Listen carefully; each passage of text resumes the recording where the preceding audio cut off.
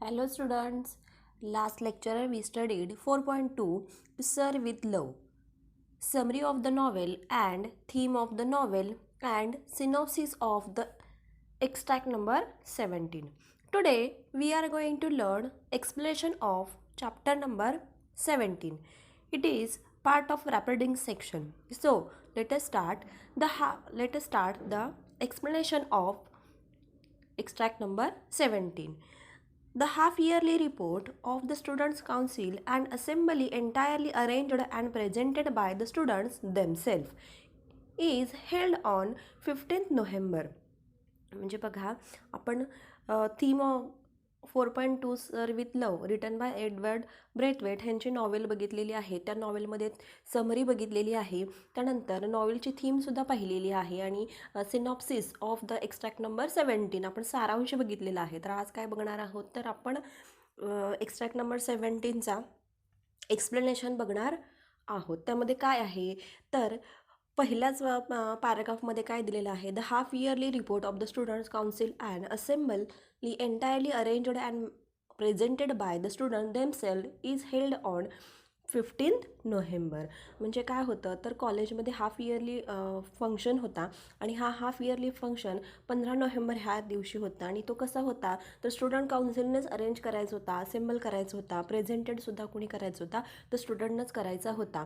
आणि आपण समरीमध्ये बघितलेलं आहे की काय होतं तर ब्रेथवेट जे आहेत ब्रेथवेट आणि त्यांची जे स्टुडंट आहेत त्यांच्यामध्ये जे रिलेशनशिप होतं ते कसं होतं तर व्यवस्थित नव्हतं. आणि मग ब्रेथवेट ह्यांना ह्या चॅप्टरमधून काय सांगायचं आहे की त्यांनी हळूहळू काय केलेलं आहे तर स्टुडंट्स आणि टीचर रिलेशनशिप कशी मेंटेन केलेली आहे हे ह्या चॅप्टरमधून दिसून येते. बघा, Miss Joseph and Denham preside and meeting begins with an address by Mr Florian the headmaster following his lengthy but well received presentation. आता इथं तर काय करायचं आहे, अँकरिंग कुणी करायचं आहे, मिस जोसेफ. आता मिस जोसेफ ही कोण आहे तर स्टुडंट अँड डेनहॅम प्रिसाइड यांनी काय करायचं आहे तर तिथं मीटिंग जी आहे किंवा जे असे हाफ इयरली रिपोर्ट आहे त्याचं अँकरिंग त्या दोघांनी करायचं आहे. आणि मग त्यांनी काय केलेलं आहे तर सुरू कशानं केलं तर ॲड्रेसनं सुरू केलं बाय मिस्टर फ्लॉरिन. आता हे कोण आहे तर हेडमास्टर आहेत, शाळेचे मुख्याध्यापक आहेत. यांनी काय केलेलं आहे लेंदी असं प्रेझेंटेशन केलेलं आहे. आणि कसं होतं ते प्रेझेंटेशन जरी लेंदी असलं तरी पण वेल होतं, खूप छान असं प्रेझेंटेशन त्यांनी शाळेबद्दल किंवा त्यांच्या स्कूलबद्दल केलेलं आहे. Each class takes turn reporting through their chosen representative on what they have been studying in each subject so far. आणि मग प्रत्येक क्लासनं काय करायचं आहे तर स्वतःचा रिपोर्ट करायचा आहे, त्यांनी काय केलं वर्षभरामध्ये आणि त्यांनी सांगायचं आहे की त्या रिपोर्टच्या माध्यमातून त्यांनी सांगायचं आहे की वर्षभर त्यांनी काय काय ॲक्टिव्हिटी केलेल्या आहेत. आणि एक त्या प्रत्येक क्लासचा एक रिप्रेझेंटेटिव्ह ठरवलेला असणार आहे आणि त्या रिप्रेझेंटेटिव्हनं काय करायचं आहे तर आपली माहिती सांगायची आहे. Finally a panel of lecture is chosen for each class to answer any questions pertaining to report which have been given. आणि मग जो रिपोर्ट त्यांनी दिलेला आहे आणि मग ह्याच्यामध्ये पॅनल असणार आहे, आपला रिपोर्ट कुणासमोर सादर करायचा आहे तर एक कमिटी असणार आहे आणि कमिटी पॅनल असणार आहे. त्या पॅनलसमोर त्यांनी काय करायचं आहे तर रिपोर्ट सादर करायचा आहे इच रिप्रेझेंटेटिव्हनं. आणि हे जे पॅनल आहे ही जी कमिटी आहे ही कोण असणार आहे किंवा कोणते शिक्षक असणार आहेत हे त्यांनासुद्धा माहीत नसणार आहे. The lowest class begin first.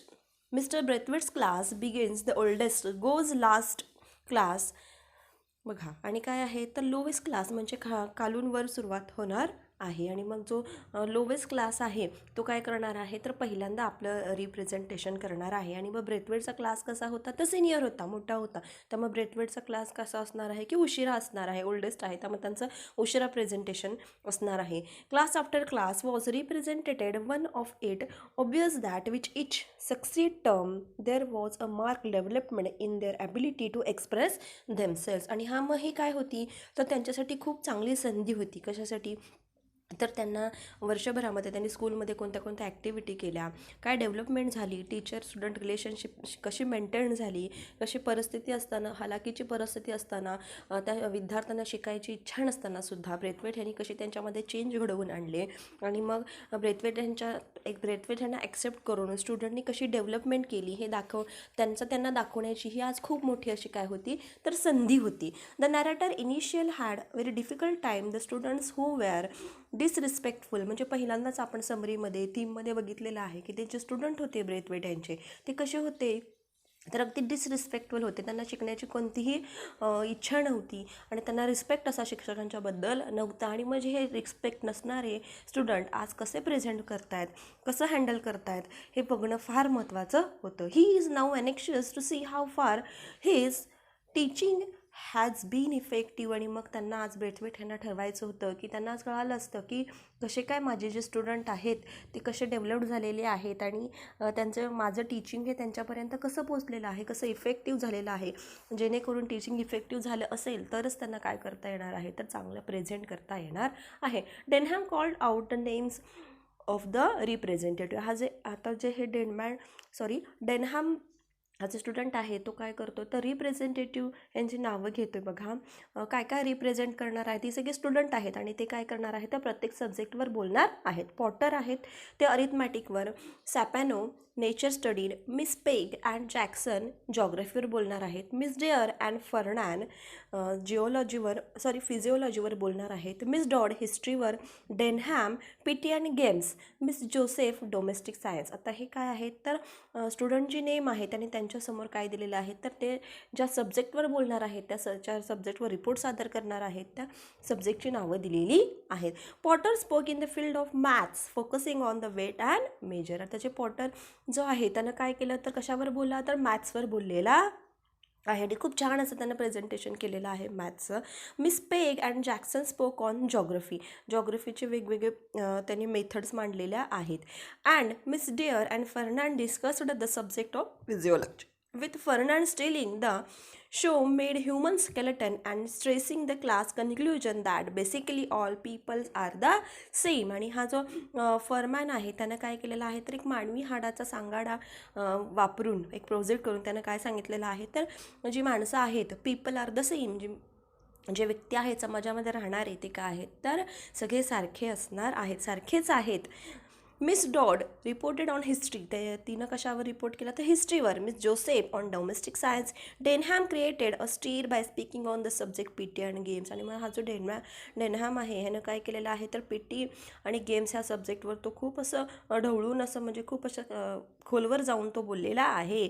Mister Weston, Mrs Dale Evans and Miss Phillips. आता ही जी कमिटी आहे बघा वेर चूजन ॲट ड्रॉम टू ॲन्सर स्टुडंट्स क्वेश्चन. आता मग इथं काय झालेलं आहे रिपोर्ट प्रेझेंट झाल्यानंतर त्यांना काय करायचे आहेत तर क्वेश्चन आन्सर घ्यायचे आहेत आणि मग ह्या क्वेश्चन आन्सरसाठी हे तज्ज्ञ व्यक्ती सिलेक्ट झालेले आहेत बघा. When Denham pursued his inquiry on the necessity of requiring all student to take P T. आणि मग डेनहॅमनं क्वेश्चन विचारला अगदी छान पद्धतीनं की सगळ्यांनाच पी टी गरजेची आहे का, फिजिकल एज्युकेशन गरजेचं आहे का. Mister Western responded quite ridiculous but miss Phillips gave a strong defence.